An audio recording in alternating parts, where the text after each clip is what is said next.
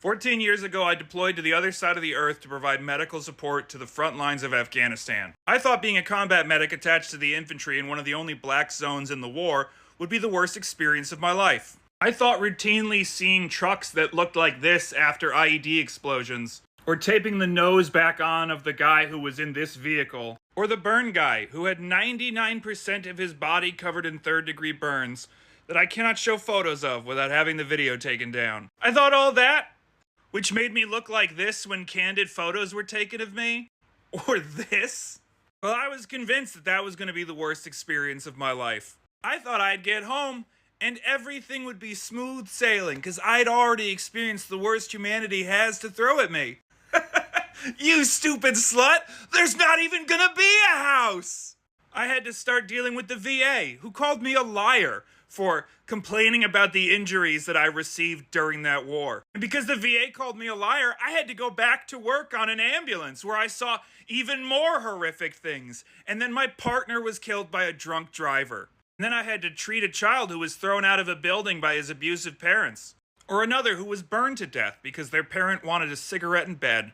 Things got so bad that I became catatonic at work and had to be driven down to the VA and given a pair of grippy socks while still wearing my paramedic uniform. You can imagine the nurse's surprise when two uniformed paramedics walked in with no patient and they said, "Where's the patient?" And we had to point at me. I was medically retired off my ambulance and out of the military, and my job became not becoming a statistic. And that wasn't good enough for me, so I went back to college and learned how to talk good so that I could spread the message of how bullshit this is. And then some 150 million views in, the Afghanistan war was ended.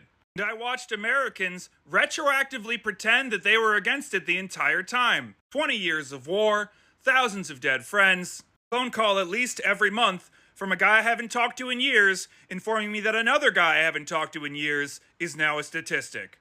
Also that Americans could boil it down to a mistake. People started calling me a baby killer more often, and an imperialist, and laughing at my dead friends. I naively thought that would be the worst bit. I wrote all these experiences down in a book, and a year ago on Veterans Day, I tried to get a publisher, and I found one. And I went through a 4-month process of writing a pitch for my book about the experiences of being a veteran. And then that agent told me to scrap everything I'd written about PTSD and living with the trauma and give us more of those cool war stories. That's what's gonna sell. We need more cool medical stories in the war. Nobody wants to hear about how hard it is to live after the fact. And now, a year later, I've watched the American people, after ignoring my war and then turning on me for my war, go out and overwhelmingly vote for authoritarianism. The ones who even bothered to vote, that is. Because while me and a huge chunk of my generation went to war on behalf of America, a lot of people can't be bothered to get off the couch to stop an authoritarian from taking over. I gotta tell you, this all feels a whole lot worse than combat. Combat had some sick, twisted sense to it.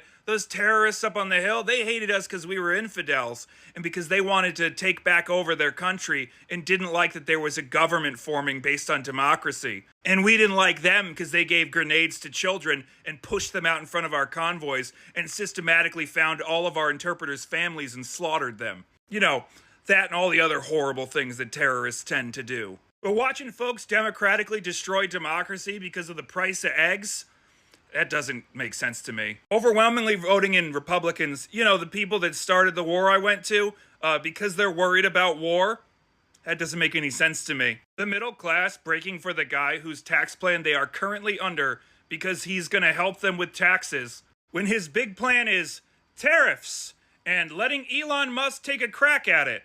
That doesn't make sense to me. It's weird being jealous of that kid who was terrified he'd be blown up every time he got into a truck. It's weird being jealous of the guy on the ambulance who was so stressed he ended up in a mental institution. It's weird being jealous of that guy who thought he could get a book about PTSD published. And it's especially weird knowing that future me is going to be jealous of the guy right now who doesn't actually know how bad it's going to be. So have fun thanking veterans for their service while you vote against everything they've ever fought for. And I guess thanks are in order. You've made the present so intolerable that I wistfully look back to the war I fought in. Happy Veterans Day, America. Thank you for your service.